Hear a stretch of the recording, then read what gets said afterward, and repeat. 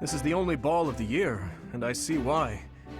Everyone is absurdly excited. Your Highness, you sound so detached. We are all encouraged to enjoy the ball tomorrow. Right you are. What a burden. Huh. I never thought we'd see eye to eye, but I agree. I'd rather be swinging my blade than wasting my time with some girl at a ball. Felix, Your Highness, you must be joking, right? This is our chance to dance with all of the ladies of the Academy to our heart's content. You wish to throw away the best day of the whole year for sword practice? Insanity, I tell you. I'm pretty excited about the ball myself. It's not like we get to do things like this very often. Too true, Ash. In fact, I'm going to do you a favor and give you a crash course in chatting up girls. By tomorrow, you'll be an expert. Actually, I'd much prefer if someone could just teach me how to dance. Don't worry about the dancing part. I can teach you that easy. It's time for the ball. That warrants at least a tiny bit of makeup, don't you think, Ingrid? Just a smidge. Maybe. I'll think about it. It's settled. Tomorrow morning, we'll meet up in Ingrid's room. Ooh, I can't wait!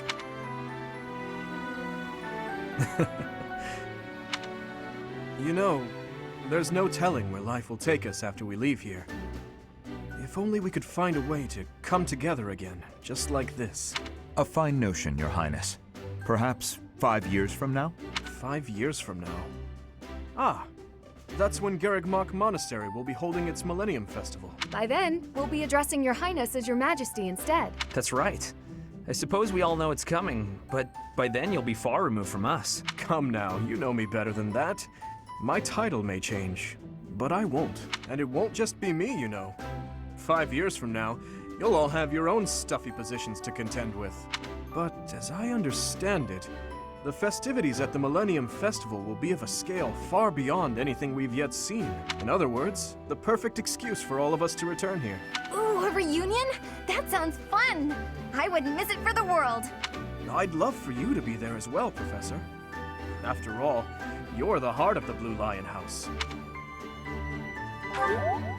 Good. Then it's settled. Of course, if something happens and I'm not able to attend, I'm leaving all of the logistics of organizing this reunion to you, Professor. It's true. I'm sure being a king will keep you busy, but it's a bit early to be backing out of your own plans, don't you think? Yes, I suppose you're right. I'm sorry. You have my word. I will return as well. Count on it.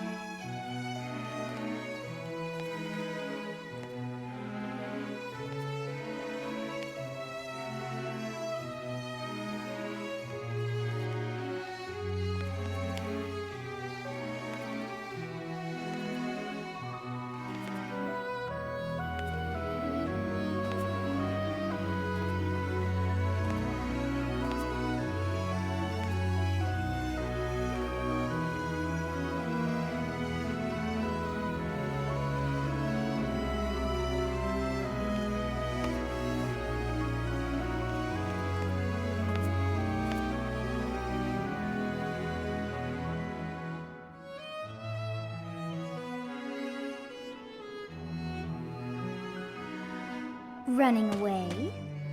I understand. You hardly had the time to breathe in there. It must be hard to be the favorite teacher at the ball. Poor professor.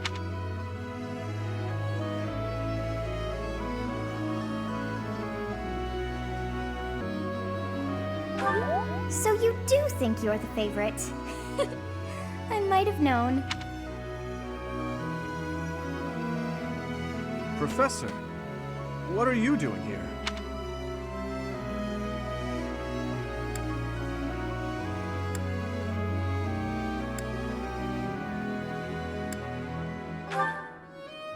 No, I should think not. As a child, Edelgard taught me how to dance. It was a bit awkward, honestly. I've told you before that we're siblings by marriage, haven't I? Her birth mother was my stepmother. Although I didn't know that at the time, my stepmother treated me with such kindness, just as though I were her own flesh and blood. And yet she never so much as hinted that she had her own child, Edelgard. We were born and raised in different territories, without ever knowing the other even existed. Yet, against all odds, for just over a year, we became childhood friends. Indeed. Unaware of each other's stations or backgrounds, we met and became incredibly close. This was when she and Lord Arundel were living in the kingdom. They were in exile. This was a time of great... I ran into her when visiting Lord Arundel's... At first, I found her to be difficult, and that's around the time when she taught me how to dance. You're supposed to lead with your right. Hell, the sun's going down. I really ought to be heading home. That 1 year before she had to return to the Empire was... so much fun. It's kind of pathetic to think about it all these years later. But can you guess what I gave her as a parting gift?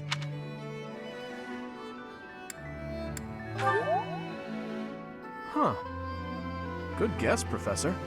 But I swear, it came from the heart. In Fargus, we've long considered blades as tools of destiny. She was being dragged all over, unable to... However, that was... I'm afraid it's far too late for that. Anyway, I'm feeling a bit out of place here.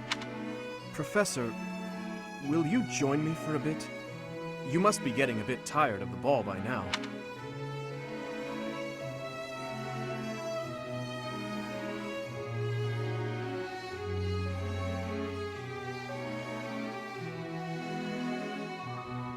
It's quiet here, isn't it, Professor? That reminds me. Do you know the legend associated with the Goddess Tower?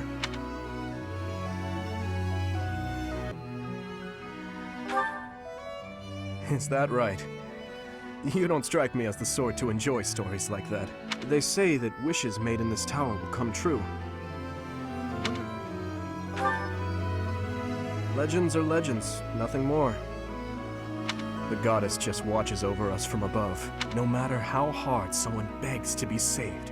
And even if she did, that's how I feel about her. In any case, I suppose there's no harm in passing the time with silly legends.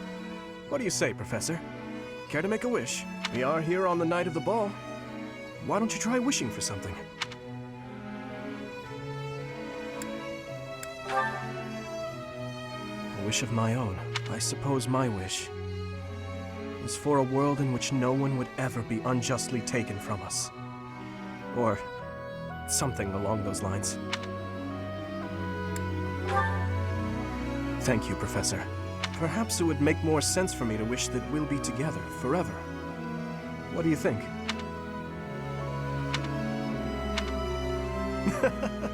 Well now, Professor, you must admit I've improved in the art of joke-telling.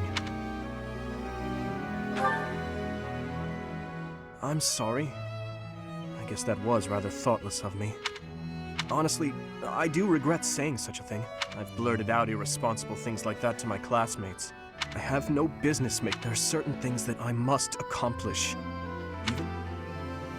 We should head back soon. It's rude of me to keep you all to myself. Shall we, Professor?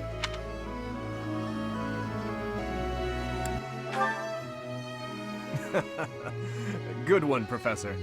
I could see saving a dance for Edelgard, but Claude is another story.